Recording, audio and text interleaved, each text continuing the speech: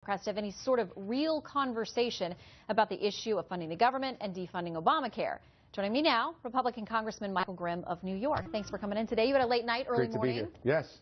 All right, so the House has sent something back to the Senate. It doesn't look like the Senate's going to take it seriously. Right. Majority Leader Reid has called it pointless. There was a delay of 21 hours when GOP Senator Ted Cruz made the speech that he made. He admits it procedurally couldn't change things, but he says it's changed the conversation and it's awakened the American people to what's really going on here. It gives you less time to deal with it in the House, though, if this ping-pongs back to you. That's correct. You know, there's several different issues here, and none of it is easy. But being in the majority in the House, we have the profound responsibility to actually govern. And governing is very difficult to do under normal circumstances, especially now with the polarized Congress that we have and really a polarized United States. So the Democrats are in a much stronger position because they can just sit back. They don't have to govern. They can play 100% politics. Now, what do I mean by that? Well, governing is taking care of the people's business, funding the government, moving forward. But the politics of it also has ramifications. And one of the problems is, how do we deal with the very far-right faction within our own conference as Republicans? Because if you look, it's already stopped us from picking up 5 Senate seats over the last 2 cycles. And the reality is, if we really want to have the leverage to defund, delay, deal with Obamacare, because we do think it's bad policy, well, then we need to pick up those Senate seats.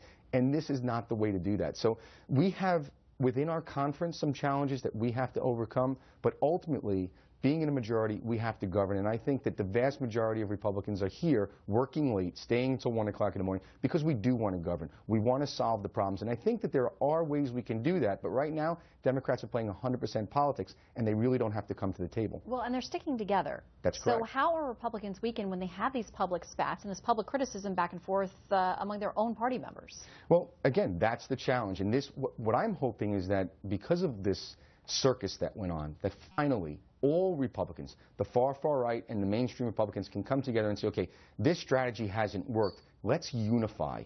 And let's do things like make offers to the Senate that would make them look completely unreasonable. We know they have a problem with sequester. We know they want to raise the debt ceiling. Why can't we combine that? Let's do a 2-week CR, clean CR for 2 weeks, and sit down with the Democrats and make them an offer that they really can't refuse without being completely unreasonable. I think that's a better way to govern. I think that's something the American people want us to do on both sides, is actually try to talk to each other, speak, have a discussion, and work together. So it can be done, but it's not going to be done if my conference won't be able to work with each other. So that's the first challenge. I think we have unified a little bit since Senator Cruz's 21 hours, but I do think we still have a ways to go. How concerned are you about the GOP taking the blame for a government shutdown if it happens? Well, there's no question, I think, that we know how this plays out.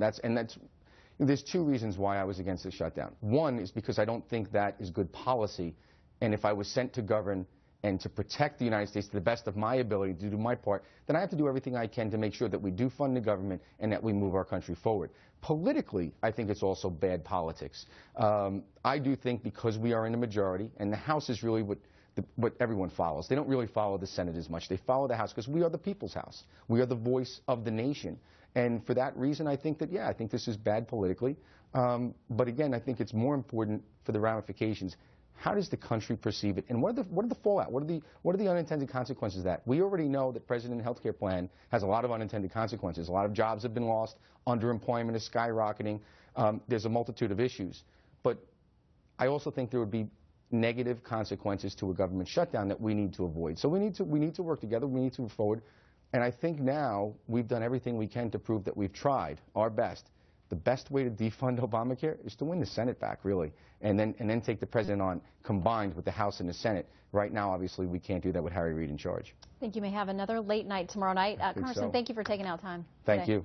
All right, as the threat of a possible